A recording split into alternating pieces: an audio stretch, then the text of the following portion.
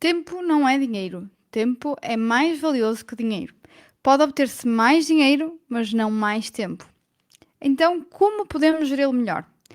Como priorizar num mundo em que tudo nos parece urgente? Neste episódio, eu vou falar de técnicas que nos ajudam a priorizar atividades no dia a dia de um empreendedor. Olá, business lovers! O meu nome é Andreia Rocha, sou business coach especialista em gestão e administração de negócios e este é o Business After Hours.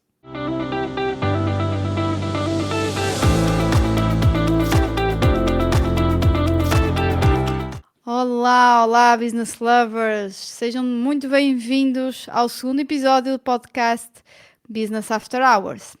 Então, hoje trago aqui um tema algo delicado: como priorizar o meu tempo e atividades no dia a dia.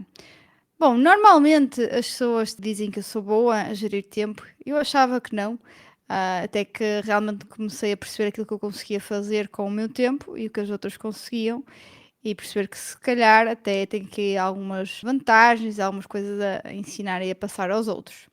Então, gerir o tempo é importante não só para empresários, não é? Mas para pessoas de forma geral que buscam a excelência, que buscam a sua melhoria contínua e normalmente perguntam-me como é que eu priorizo o dia a dia e também as grandes decisões e em que avançar primeiro.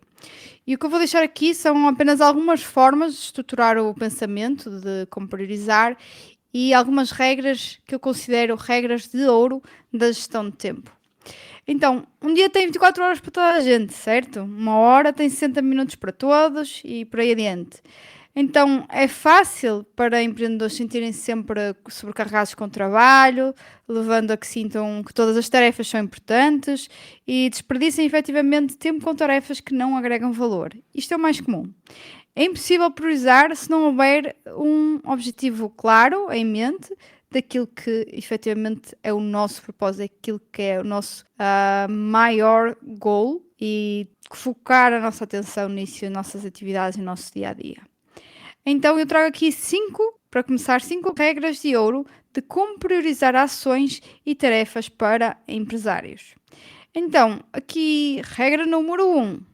Como priorizar tarefas com base no potencial de geração de receita.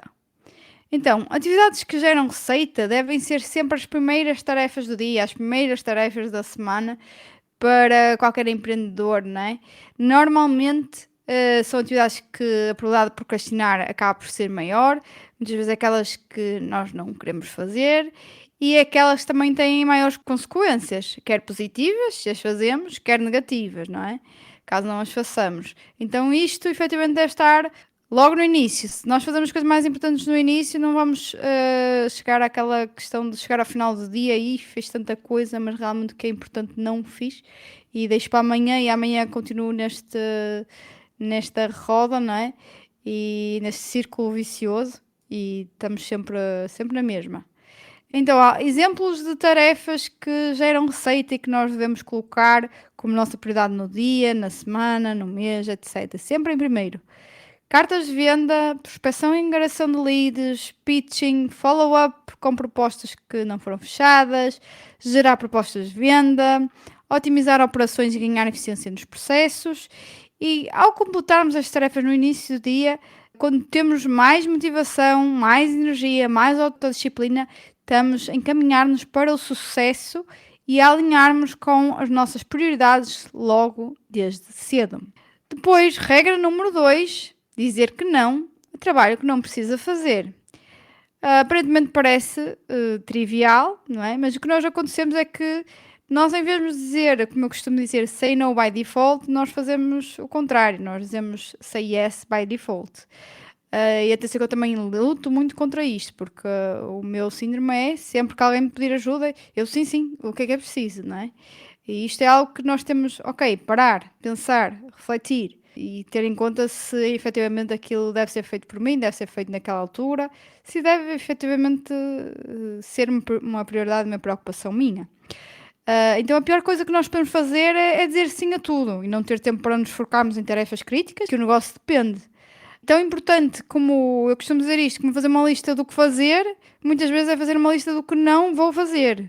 Tenho que focar nas principais operações de negócio, naquilo que permite ao negócio crescer e não nas falsas emergências dos outros, nas prioridades da vida dos outros que não vão de acordo com aquilo que são as minhas.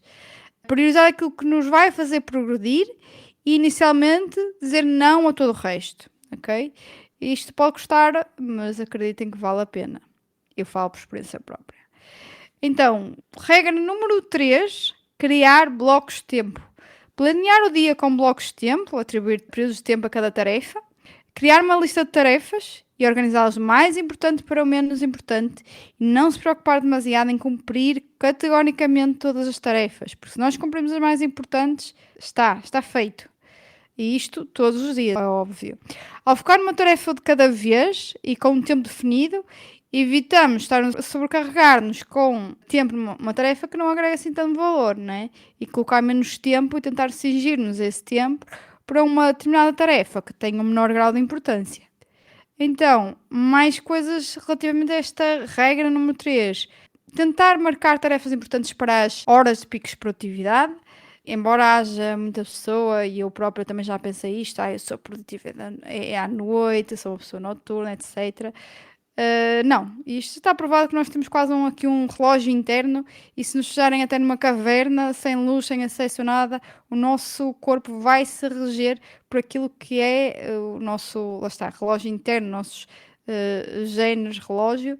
E existem efetivamente aqui umas horas de pico que são quase a regra para toda a gente, e essas são entre as 10 e as 2 da tarde, mas pronto, sobre isso podem também pesquisar mais, mas esta fica assim ao de leve esta minha recomendação. Depois, se restarem algumas tarefas menos importantes no final do dia, deve passá-las para o dia seguinte, ou tal altura, ou até pensar se não é possível delegar e se efetivamente aquilo interessa. Regra número 4. Esta nem sei se devia estar em quarto ou em primeiro. Para muitos empreendedores, definir um limite claro de trabalho. Então, tendamos a estender o nosso trabalho, o nosso horário de trabalho. Não é 8, são 10, não é 10, são 12, não são 12, 14 e por aí adiante. Não é semana, é fim de semana.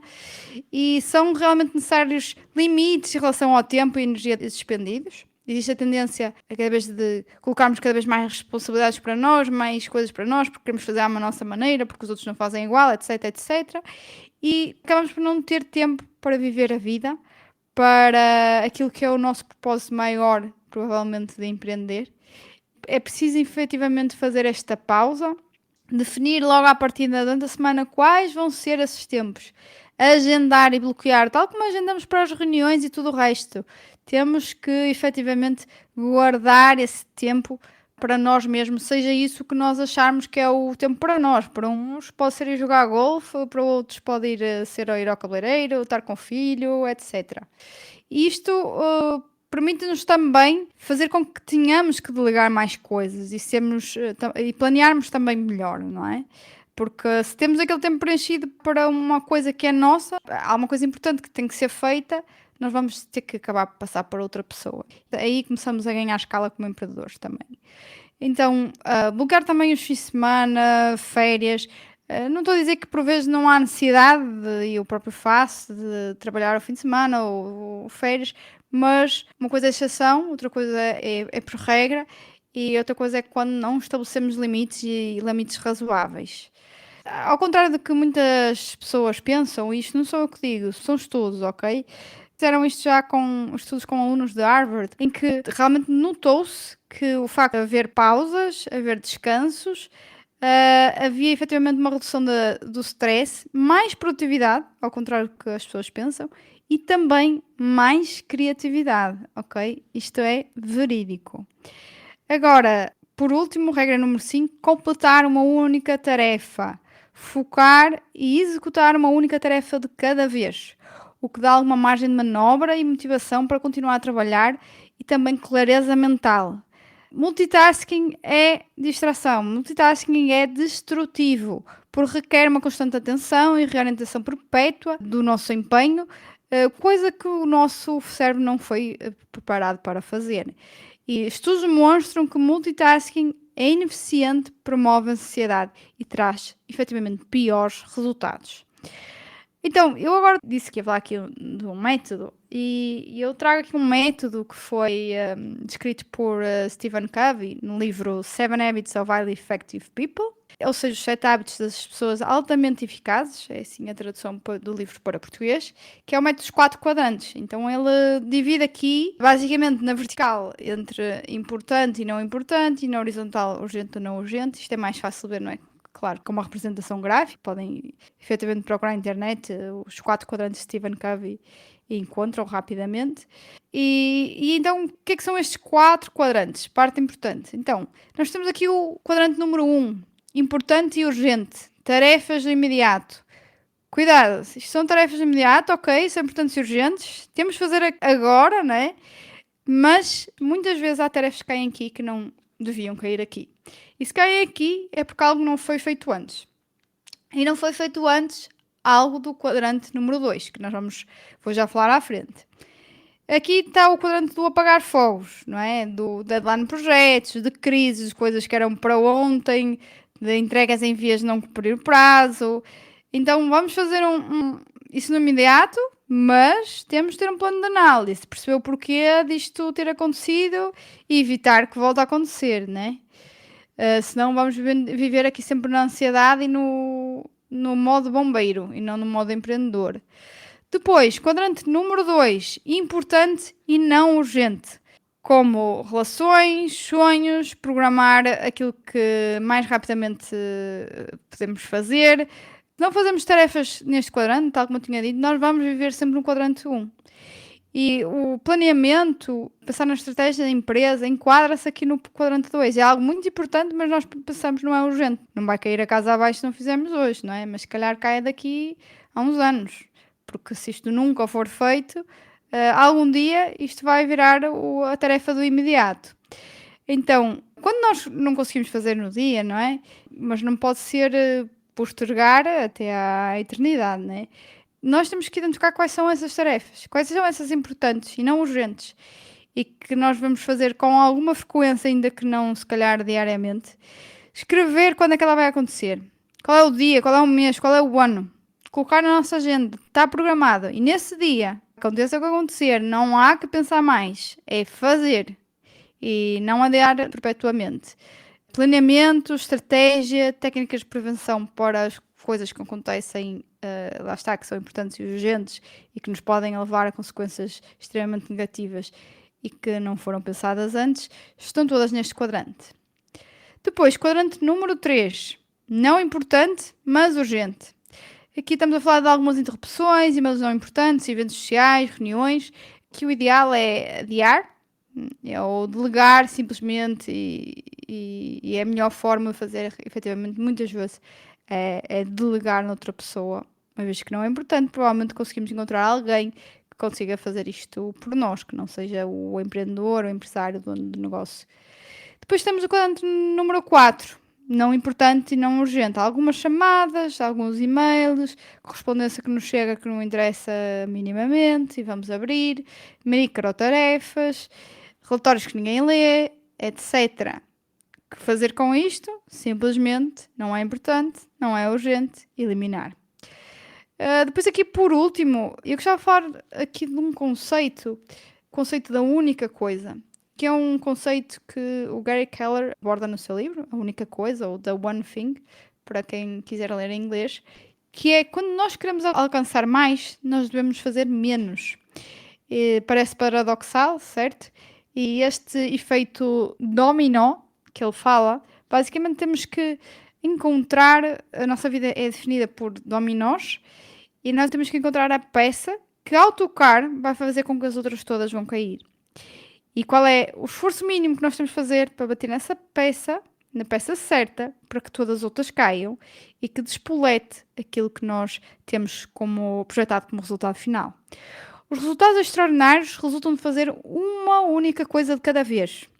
O sucesso é construído sequencialmente, lá está, como se tratasse de um dominó. Se nós pensarmos na nossa cabeça, foi assim que aconteceu, de certeza, com processos em que nós obtivemos sucesso na nossa vida, em que conseguimos identificar aquela pecinha, aquela chave que vai derrubar a seguinte e assim consecutivamente, até que grandes coisas acontecem. O livro gira sempre à volta desta premissa e de uma questão principal, que é qual é a única coisa que eu posso fazer que torne tudo o restante mais fácil ou até desnecessário. O Gary Keller diz que as atividades não são todas iguais, até aí ok, nós também já falámos acima disso, mas importante aqui discernir entre duas coisas: estar ocupado e ser produtivo, ok? Ele até, eu não sei se foi até nesse livro ou em outro sítio qualquer que eu ouvi falar sobre isto, de colocarmos despertadores ao longo do dia, de X em X tempo, imaginemos de hora a hora, e nessa hora, quando o despertador tocar, pensar: ok, eu estou a manter-me ocupado, eu estou a ser produtivo. Great question, não é? O Gary Keller fala também algo que eu gosto muito de utilizar no dia a dia, que é para análise de tudo, que é o princípio de Pareto. Então eu utilizo o princípio de Pareto na gestão do tempo. O princípio de Pareto diz que obtemos 80% dos nossos resultados através de 20% das nossas ações. Ou seja, vai de encontro outra vez àquela questão do dominó, não é? Nós temos que perceber qual é o 20%, qual é aquele dominózinho que eu tenho que tocar para todos os outros caírem. A priorização é focar-nos no que é importante, nesses 20% ou menos das tarefas que têm o maior impacto nos nossos objetivos. Como eu disse aqui, o princípio de Pareto é algo que eu uso muito e que também vou dedicar mais à frente um podcast para esta temática. Então, para acabar aqui, antes de nos despedirmos, eu vou deixar aqui uma frase do Gary Keller, que é: se tentarmos fazer uma única coisa de cada vez, podemos acabar com tudo o que queremos. E, efetivamente verdade. A este ponto vocês estão-se a questionar qual é a minha única coisa. Bom, e assim acabamos mais um episódio. Obrigada por estarem a assistir. Vejam as novidades que entretanto vou lançando nas redes sociais, LinkedIn e Instagram, Andrea Castro Rocha. Os links estão disponíveis na descrição. Aguardo as vossas mensagens e comentários por lá. Deixem até sugestões de temas aqui para o podcast que vos interessem. E classifiquem este podcast, pois, acreditem ou não, isso vai ajudar a que chegue a mais pessoas, que mais pessoas o conheçam e que o ouçam e que possa também ser útil para elas. Obrigada e até à próxima semana.